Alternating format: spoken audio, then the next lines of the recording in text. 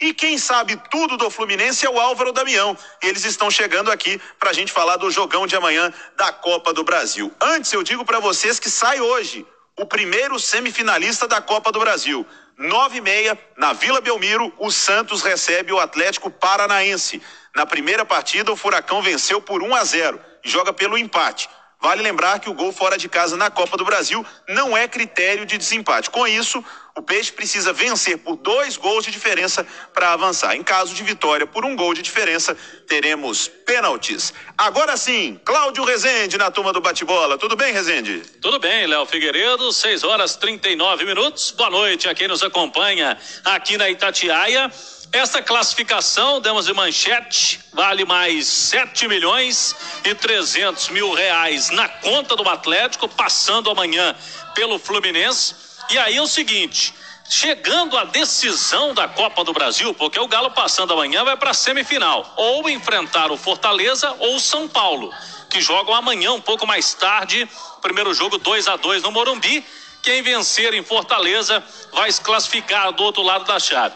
Se for para a final, o Atlético garante no mínimo 23 milhões. E o campeão da Copa do Brasil, só na final, né? Porque o time já vem recebendo, né? De fase em fase. Só na final o campeão leva 56 milhões. Então não dá para deixar de lado, né? Não tem como priorizar outra competição. 56 milhões é muita coisa. É a maior premiação que temos aqui no futebol brasileiro para uma fase, por exemplo, de campeão da Copa do Brasil. Então o Galo vai com tudo. O Cuca falando muito com os jogadores, Léo, ele é muito experiente. O Cuca não quer entrar nessa armadilha. O Atlético já tem vantagem, é o líder do Campeonato Brasileiro, vai passar fácil pelo Fluminense. A gente sabe que em campo as coisas não são assim. O Atlético vai ter que entrar com toda a seriedade. No jogo anterior, na fase anterior, o Galo acabou entrando com menos atenção. O gramado também não ajudou lá em Feira de Santana, na Bahia, mas perdeu para o Bahia no jogo de volta. Já tinha construído uma vantagem em Belo Horizonte, ficou com a vaga, mas não pode repetir aquela história com uma outra vitória. É assim que o Cuca quer o Atlético amanhã vencer o Fluminense de novo e carimbar de vez o passaporte sem sustos. Tietê, ótima notícia hoje. Tietê, que ficou fora no fim de semana com uma entorse no joelho, foi liberado. Treinou normalmente nesta terça-feira e fica à disposição do técnico Cuca. Tietê não vem sendo titular, né? Mas é um jogador importante aí no elenco do Atlético. E aí o Cuca não tem mesmo o Nathan Silva. E ele vai ter que escolher na defesa. Vai com Igor Rabelo ou vai com Hever? No jogo de ida, no Engenhão, no Newton Santos, a opção foi pelo Igor Rabelo. Rabelo, que foi o colega, o companheiro do Alonso. Contra o Bahia, nas fases anteriores, jogou o Hever. Então, não tem muito substituto certo aí, não. O Cuca vem alternando. Como é o mesmo adversário, é o Fluminense, tende a ser o Igor Rabelo, né? Como pensa o Fluminense, o Cuca, vamos ver se vai ser essa opção para amanhã. Nas demais posições, sinceramente, a tendência, eu acredito que o Cuca deve repetir o Galo, com o Everson no gol, Mariano, o Igor Rabelo ou Hever, Alonso e o Guilherme Arana, Alan, Jair, Zaratio, Nátio Fernandes, Vargas e Hulk. Esse é o provável Atlético para amanhã, para essa vaga na Copa do Brasil. Léo Figueiredo, daqui a pouco eu tenho outras informações aqui, inclusive do número da camisa do Diego Costa na Libertadores. Mas antes eu vou rolar a bola para você, para a gente continuar falando desse duelo aí contra o Fluminense. Vamos em frente, Rezende. Antes de eu bater um papo com o Simões aqui sobre Igor Rabelo ou Hever, vamos saber principalmente como vem o Fluminense, porque isso pode afetar na escalação do Cuca. E quem traz o Fluminense é o Álvaro Damião. Boa noite, Damião. Boa noite, Léo. Mas antes de falar sobre esse Fluminense que joga contra o Galo, agora é oficial. Nenê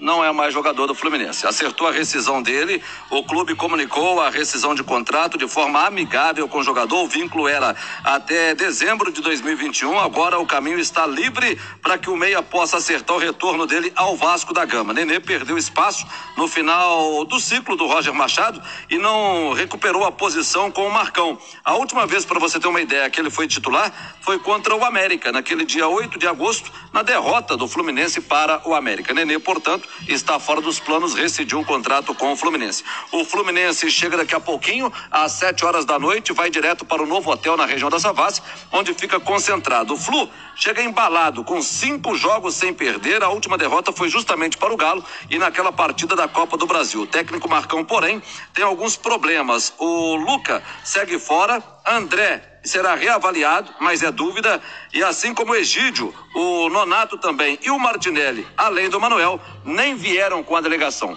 O Casares, muitos perguntam, Casares, ele pode jogar amanhã contra o Atlético? Não, não pode, já jogou pelo Corinthians, então não pode jogar a Copa do Brasil pelo Fluminense. O Fluminense do técnico Marcão estaria definido? Eu acho que na cabeça dele já.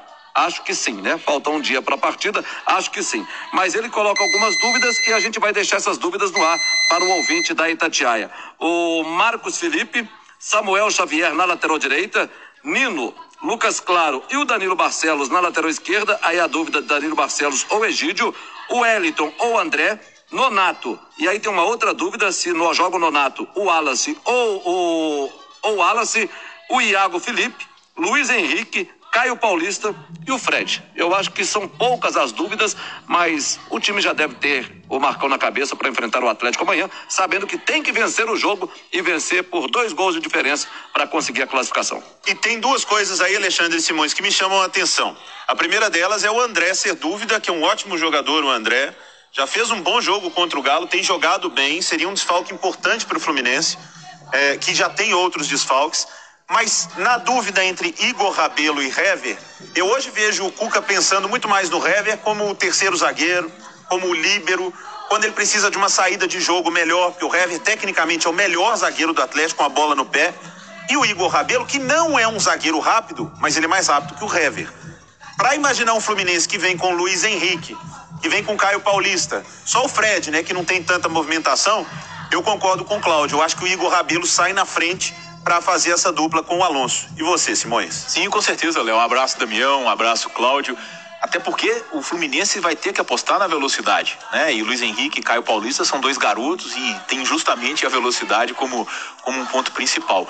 Agora, é interessante, Léo, porque esses desfalques, né, se realmente acontecerem, né, o André e o Martinelli são titulares absolutos ao lado do Iago, é uma trinca de volantes que o Marcão vem usando no meio de campo, e o substituto imediato de todos eles seria o Nonato, que apareceu no Internacional, está emprestado ao Fluminense e que também é uma grande dúvida. Então, de repente, o Fluminense no setor mais importante do jogo, e onde o Atlético tem Alan, Jair, Zaratio e Nacho, né, pode estar muito desfalcado. Então isso é uma coisa interessante nesse jogo. Mas concordo com você, o Igor Rabelo, justamente por causa da velocidade que o Fluminense deve ter pelo lado do campo. Ô, Léo, tem um detalhe que um jogador que eu não falei aqui nesta relação do Fluminense, mas ele tem muita história no futebol brasileiro, não vinha bem no Fluminense, mas às vezes o torcedor que está ouvindo a Itatiaia pode perguntar: ô, Damião, você não falou nada do Ganso? O Ganso não joga, não joga. Não, o Ganso passou por uma cirurgia, né? Então por isso o Ganso também não joga. É outro desfalque que tem. Ele fez uma cirurgia no braço. Só lembrando que o Paulo Henrique Ganso também é desfalque no Fluminense. Ele machucou o braço numa tentativa de bicicleta no jogo da Libertadores. Barcelona do Equador, né? Caiu em cima do braço. Quase que ele fez um golaço, não fez o gol e acabou se machucando o Paulo Henrique Ganso. 6h48, vamos voltar com o Cláudio Rezende para falar mais do Galo, mais informações do Atlético, que computa, o Rezendão, coloquei na manchete aqui, uma possibilidade de mais 7 milhões na conta. O Atlético tá bem financeiramente, tem investidores, mas não dá para abrir mão não, é vaga na semifinal e um dinheiro bom no bolso, Rezende. É muita grana, né? Para um jogo, né? Para 2 jogos, na verdade, né? Porque são os 2 duelos de semifinais. O time garante, né? Essa premiação de 7.300.000 para os 2 jogos.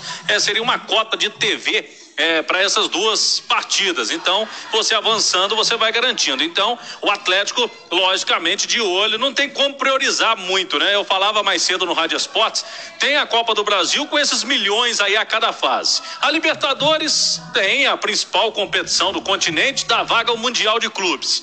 E o Campeonato Brasileiro pro atleticano é uma questão de honra aí, muito tempo sem ganhar, fica difícil escolher. Então por isso que no elenco ninguém fala em um, em outro, quer ganhar tudo, e a ideia é essa, vai levando, né? Enquanto o Atlético vai tendo condições, tem elenco para isso, vai se classificando e vai chegando às finais de todos os torneios. Sobre o Diego Costa, ele pode estrear amanhã na Copa do Brasil, né? Porque ele teve o nome publicado no BID, tá tudo ok pro jogo da Copa do Brasil, será relacionado normalmente. E na Libertadores da América, atenção, hein? Notícia que a Itatiaia colocou há pouco em seu site. O Atlético já enviou a CBF e depois a Comebol vai receber a inscrição do Diego Costa. Detalhe, na Libertadores ele vai jogar com outro número. Ele vai ser o camisa 9. Vai substituir o Diego Tardelli. O Diego Costa, torcedor vai acompanhando aí, ele vem jogando com a número 19. Mas na Libertadores ele vai ser o 9. Vai substituir o Diego Tardelli, que estava na lista inicial, já não está no clube, e o regulamento permite 3 alterações agora antes das semifinais. A princípio o Galo vai colocar só o Diego Costa mesmo. E para ele jogar com a 19, teria que sair da lista o Dylan. E aí o Dylan ficaria fora da Libertadores. Não tem essa necessidade. Tem um outro jogador, que é o caso do Tardelli, que nem está no clube mais, só muda a camisa do Diego Costa sem problema. 9 também é número de centroavante. Ele vai ser inscrito. E depois, para a final única, não pode mudar mais. É a última alteração na lista dos inscritos na Libertadores. O presidente Sérgio Coelho, Léo Figueiredo, ele vem fazendo um trabalho de destaque na gestão do Atlético e também ações de filantropia ligadas ao Instituto Galo, que a gente vem trazendo na Itatiaia. Ele foi homenageado pela Câmara Municipal de Belo Horizonte. Recebeu ontem à noite o diploma Honra ao Mérito. E o presidente Sérgio Coelho levou a família muito feliz e dividiu aí com todos os diretores do Atlético e com a torcida atleticana esse prêmio. E o Galo vai participar, é o único clube da América do Sul, vai participar do GTEC Future Starts, que é o maior evento de tecnologia do Oriente Médio. Esse evento vai acontecer entre os dias 17 e 20 de outubro. O Galo será representado pelo seu gerente de inovação, Felipe Ribe. O Galo vem fazendo algumas ações importantes aí nessa questão de tecnologia e será representado. A turma vai lá para os Emirados Árabes Unidos, o Atlético nesse evento importante no mundo do esportivo, da tecnologia, do esporte. Então o Galão da Massa, Léo Figueiredo, prontinho para amanhã. Jogo contra o Fluminense. Sábado é o Sport Recife. No Mineirão também 7 da noite. E na semana que vem, daqui a uma semana, hein, Léo? 9:30 da noite da terça-feira, dia 21, tem o Atlético contra o Palmeiras, lá na Arena Palmeiras, em São Paulo. É decisão atrás de decisão. Mas é assim que a gente gosta, é assim que o torcedor gosta, Léo Figueiredo.